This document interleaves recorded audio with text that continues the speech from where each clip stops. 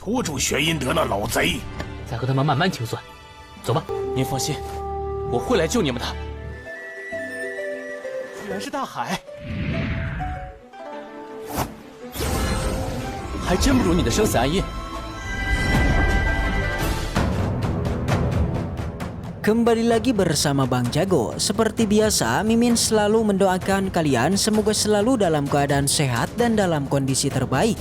Di video kali ini Mimin akan menceritakan sebuah donghua series dari Supreme Emperor.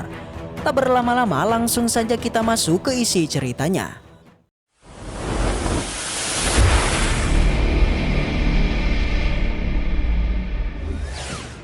Cerita kembali dilanjutkan yang memperlihatkan Bos Muyun mengajak Meng Yao memasuki formasi teleportasi. Sontak Meng Yao sendiri sedikit bertanya-tanya di mana mereka sekarang. Yang sudah jelas Bos Muyun mengajaknya ke dalam goa persembunyian dari para monster hijau kemarin. Di mana ia pun bilang kalau inilah rahasia dari reruntuhan naga kuno yang sebenarnya. Tanya itu, di sini jugalah Meng Yao pasti akan mengerti soal rencana kunci darah dari Gunung Suankongnya. Dan benar saja, di saat yang sama ia pun langsung disambut oleh Yahui. Jelas Bos Muyun yang melihatnya, ia pun juga langsung mengenalkannya kepada Meng Yao. Sontak Meng Yao yang melihatnya benar-benar sangatlah kaget karena memang Yahui yang rumornya sangatlah tampan dan menduduki posisi ketiga, yaitu dalam daftar naga, ternyata sudah berakhir seperti ini. Alhasil Bos Muyun pun menjelaskan kalau inilah hasil dari rencana kunci darah. Yang pada akhirnya Yahui pun mengajak mereka untuk masuk ke dalam dan menemui rekan yang lain. Yang sudah jelas Meng Yao lagi-lagi dibuat kaget melihat banyaknya monster hijau yang ada di sana. Sedangkan untuk Tuan Ji karena Bos Muyun sudah kembali, jadi ia pun langsung menyuruh Yahui untuk membawa beberapa pasukan dan mencari tahu keadaan dari Gunung Suankongnya. Alhasil di luar dari goanya terlihat ada 3 orang dari Gunung Suankong, di mana itu tadi adalah Tetua Wuxin, Baiju, dan 1 petingginya. Jelas Tetua Wuxin pun langsung memberitahukan kalau sisik naga sudah berada di tangan Bos Muyun. Tentunya mereka harus segera menemukannya. Tapi di sana melihat salah satu monster hijau yang berlarian, petinggi pun langsung menangkapnya dan mencoba menanyakan tentang bos kita. Yang sudah jelas dia tak mau memberitahukannya yang membuat ia pun harus meninggal di tempat ini. Sementara untuk Tetua Wuxin, ia pun langsung mengatakan karena selama ini rencana kunci darah selalu gagal. Jadi berhubung Meng Yao dan Bos Muyun memiliki garis darah binatang, mereka pun berniat menangkapnya karena memang dengan begitu rencana pasti akan berhasil. Yang sudah jelas petinggi juga menyadari akan hal itu. Tapi karena Tetua Wuxin beranggapan kalau Bos Muyun sudah dibantu oleh seseorang, jadi ia pun juga menanyakannya.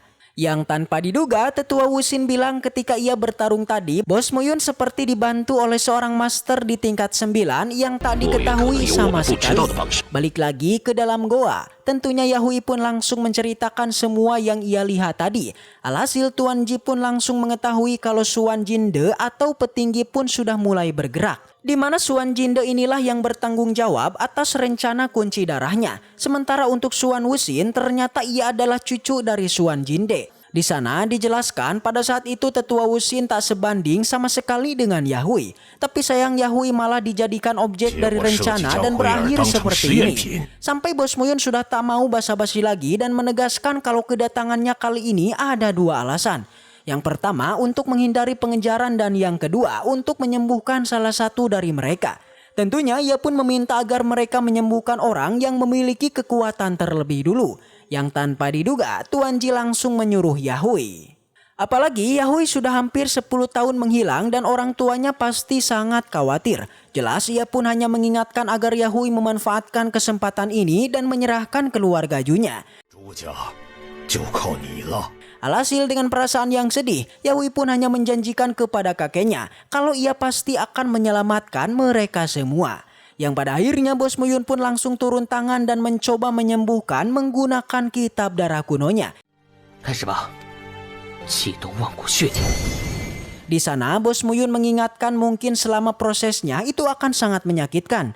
Tapi jelas Yahui sudah tak peduli akan hal itu dan siap menanggung semuanya asalkan bisa sembuh. Yang pada akhirnya Bos Muyun beneran berhasil menyembuhkan Yahui. Bahkan Yahui sampai memuntahkan racun dari monster hijaunya. 痛苦100倍不止，你忍住。 Namun di sana Bos Muyun sendiri ia juga kehabisan banyak energi. Tak hanya itu dijelaskan juga karena Yahui baru disembuhkan, ia tak akan bisa menggunakan kekuatannya untuk sementara waktu. Sontak Tuan Mudaji yang melihatnya, ia pun sangatlah berterima kasih. Sama halnya dengan Yahui, ia benar-benar sangatlah senang setelah kembali ke wujud aslinya. Bahkan ia berjanji tak akan melupakan kebaikan dari Bos Muyun ini. Tapi jelas Bos Muyun tak terlalu memperdulikannya karena memang ia juga membutuhkan bantuan dari si Yahui. Segera Bos Muyun maju ke hadapan si Yahui mengangkat dirinya untuk berdiri. Kemudian mereka pun segera merencanakan sebuah cara agar bisa keluar dari tempat ini.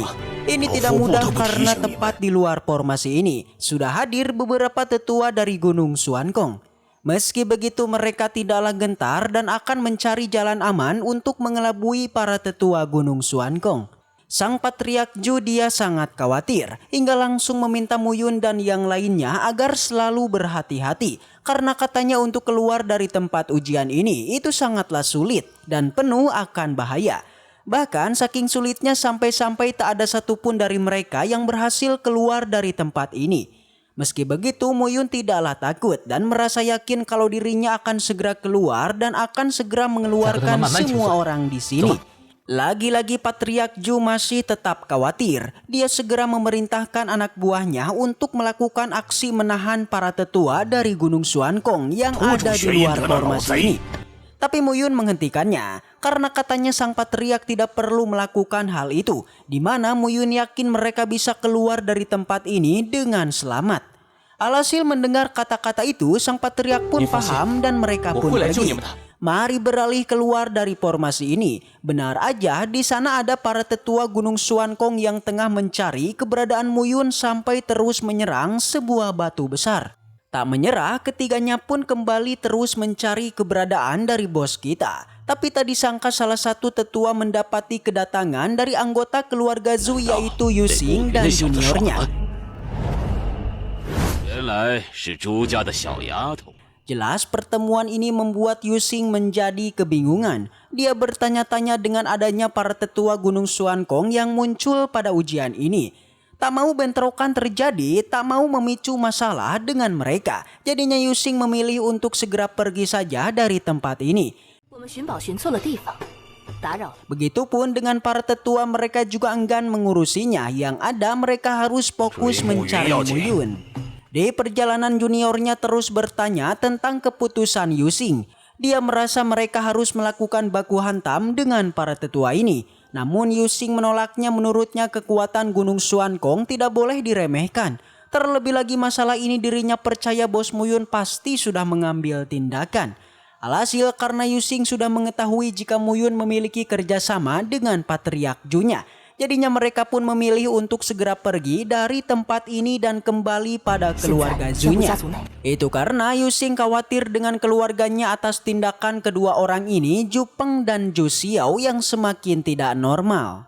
Tentu mereka berharap sang patriark keluarga Zhu bisa segera kembali dan hal itu pasti saja membuat keluarga Zhu-nya bisa kembali aman. Di sela obrolan mereka tiba-tiba sebuah suara memintanya untuk segera kembali ke keluarga Zhu-nya. Itu karena ada masalah yang berkaitan dengan Zhang Laotian dan Zhu Peng dan juga Zhu Xiao.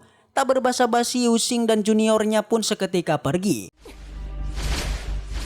Scene berpindah di tempat Muyun. Di sana mereka ternyata berhasil keluar dan kini berada di tepi pantai. Mereka tidak mengetahui di manakah letak pantai ini. Meng Yao pun berencana untuk pergi sebentar mencari tahu di manakah tempat ini. Kemudian Yahui meminta Muyun mengeluarkan tangannya. Sontak Muyun pun sedikit bertanya-tanya apa yang sebenarnya akan dilakukannya. Ternyata Yahui ingin membuat sebuah perjanjian hidup dan juga mati. Hal itu dia lakukan agar Bos Muyun sepenuhnya percaya kepadanya bahwa dirinya tak akan pernah melakukan pengkhianatan. Bos Muyun pun setuju dan segera mereka pun membuat kontrak hidup dan juga mati.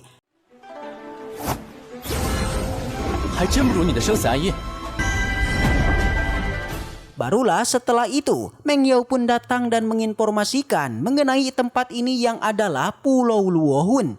Pulau ini merupakan pulau di bawah dataran 72 Pulau Suensa. Hanya sekitar 100 mil jauhnya untuk sampai ke 72 Pulau Suensa. 好了，这里是我的地盘。 Meskipun terlihat tenang, tempat ini ternyata sebenarnya tidak aman. Hal itu diketahui beberapa waktu yang lalu sempat terjadi bentrokan antara Paviliun Tianbao dan Paviliun Tianlun. Meski begitu Bos Moyun tidaklah gentar dan akan maju menyelesaikan semua ini. Baiklah, sampai di sini dulu untuk episode kali ini. Singkatnya, dari alur barusan, Bos Moyun akhirnya berhasil keluar dari ujian naga Gunung Suankong. Dirinya bersama Yahui siap kembali ke keluarga Zhu untuk menginformasikan mengenai Patriark Zhu yang masih hidup. Jika informasi ini sampai kepada keluarga Zhu, tentu saja keluarga Zhu akan segera maju menyerang Gunung Suankong, menyelamatkan Patriark mereka. Akankah keluarga Zhu benar-benar mampu melawan kekuatan besar dari Gunung Suankong? Untuk cerita lanjutannya akan Mimin upload di minggu depan. Baiklah, mungkin segitu aja untuk pembahasan kali ini.